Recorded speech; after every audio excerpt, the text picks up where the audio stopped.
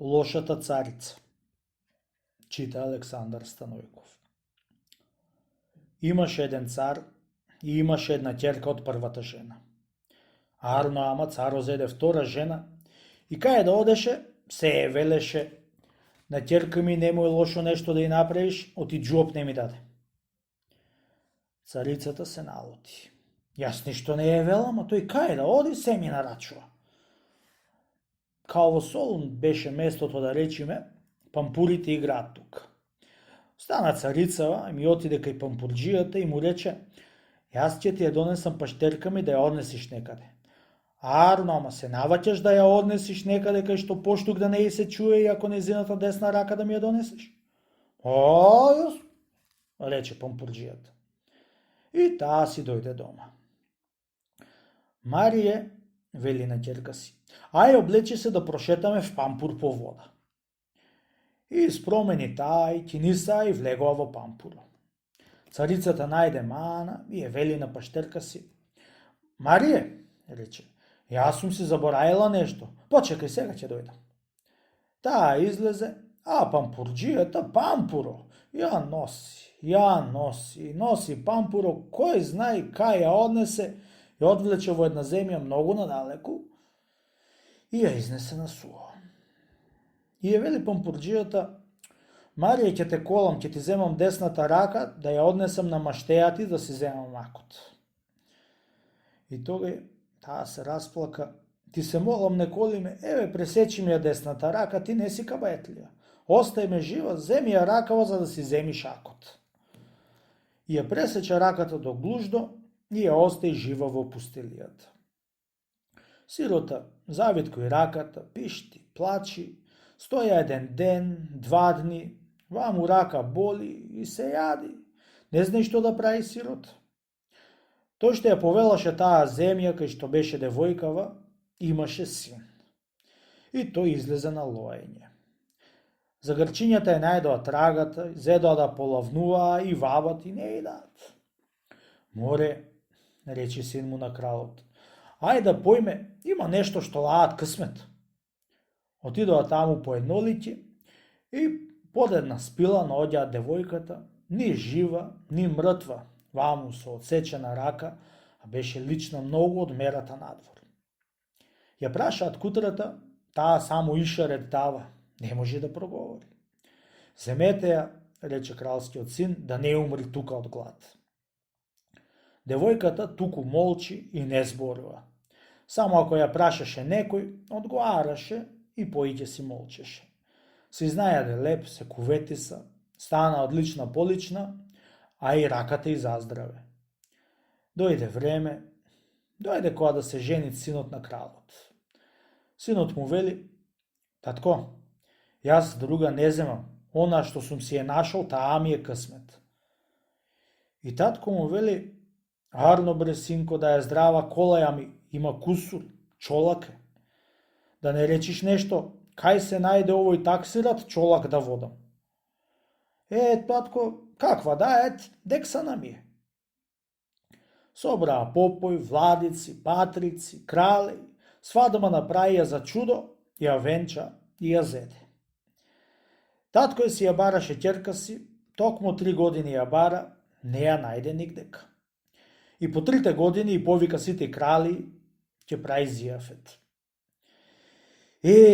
Ја барав, не ја најдов. Ете, од денеска ја прежалувам, нема веќе да ја барам. На гости бил викнат и свекорот на ќерка му. Тогај кралот вели на сина си: сине бре, јас сум стар, на гости толку надалеку, кој ќе се влечка? Оди ти. Арно, рекол, јас наместо тебе ќе одам. Станал и отишол. Таму гостите оделе месец, 2 месеци дури да се соберат сите кралови, играат, пеат, џумбуши терат. И момчево, синот на кралот, беше многу севајлија, многу пееше, многу играше. И како што пееше, играше по дворовите, царицата сели гледаше од диваните. И туку му дојде од дома еден сајџија и како што играше момчето на танец, го запре и изваде од пазу една книга и му ја даде. И тоа ја зеде, Отвори книгата и кога ја пеи, што да види? А ако ти е чолак Марија, нека ти е жива, ти родила 2 деца машки. И тој таа книга си ја зеде и си ја кладе в пазуа и други му напиша. Ако ми е Марија чолак, нека ми е жива. Немој некој ништо да ја речите, оти джуап не ми давате. И сејџијата му вели, ти да си оиш. И после кога се вати на танец, кога ти вати да ти игра, да рипа, Боже, сиот свет се зачуди. Царицата си вели, што радост му дојде од дома што се развесели олку момчето. Таа знаеше да пее и стои и рече да видиме што абер му дошло од дома. Го начека таа сајџијата и му вели, камо да видиме што пише во книгата што ти ја даде синот крал? Ќе ја попеам и ќе ти ја дам.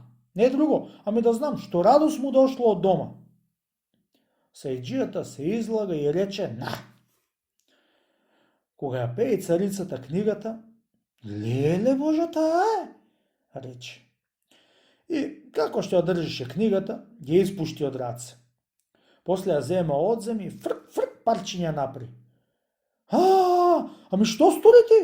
Рече сајџијата. Јас сега ќе му кажам. Јас треба да се вратам да му кажам. Стој, молчи, увели царицата. И зема му напишува друга книга и во неја пишуваше ти, јас овде сум си нашол друга невеста и ако сакате да си дојдам, отепајте децата и неја да ја отепате, инаку не едам. И на сајџијата му ја даде таа книга еден грсалтани. Кога ја пеа татко му книгата, јас сиромов, кога му велев не земај, тој си нашол сега друга невеста. Ами како да станеме кајл души да изгубиме?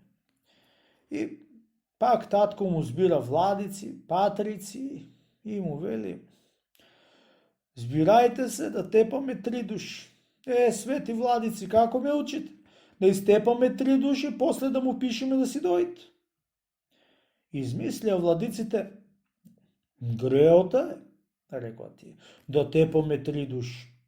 Кај што ја најдовте девојката, таму пак однесете, како ќе и поможи Господ. Ја зедоа чуадарите и ја однесува во пештерата кај што ја најдоа и таму ја врлија со седеца. Лежа таму 5-6 дни и од што беше праведна за правињето Господови и дојде раката од кај маштеај и се стокми како понапред раката. Кај што се стави раката се познаеше зашто имаше како веќе црвено предено, а со неа си гледаше дечињата. По неколку дни, ете ти го синот на кралот си дојде. Едно слегување од конј. Татко, праша, камо ја Марија? Која Марија бараш? И Марија жената ми. Марија, како што рече, тоа си најде. Како? Што сум рекол јас? Ете што сум рекол, увели татко му. Одрп од јазо. Писмото што му го подава на сина си. Синот позелене како саманија и се удри со раката в чело. Леле, што ми се стори, али го сторивте му луѓе ова. Пес по сајџијата, брго јас си сакам жената со седечиња. Еве го сајџијата. Брго бре куче да ми кажеш, кој те ја пише оваа книга? Бог ме рече, се ќе ти кажам. Таа книга што ми ја даде, ми е истина царицата, ми ја даде оваа. Море, рече. Дали го сторивте ова што е пишано тука? Лего ми, рече цар. Мунасип не најдовме да го сториме, мунасип најдовме да ја врлиме во пештерата кај што ја најдовме и сега таа е таму. Зеде чуадарите, трчат боди над право во пештерата. Ја најдоа жива, децата живи, раката е дошла оздравена. Ја донесоа дома и тога и кажа невестата му ти, тој кај што беше на гости ми е татко, а царицата Маштеа.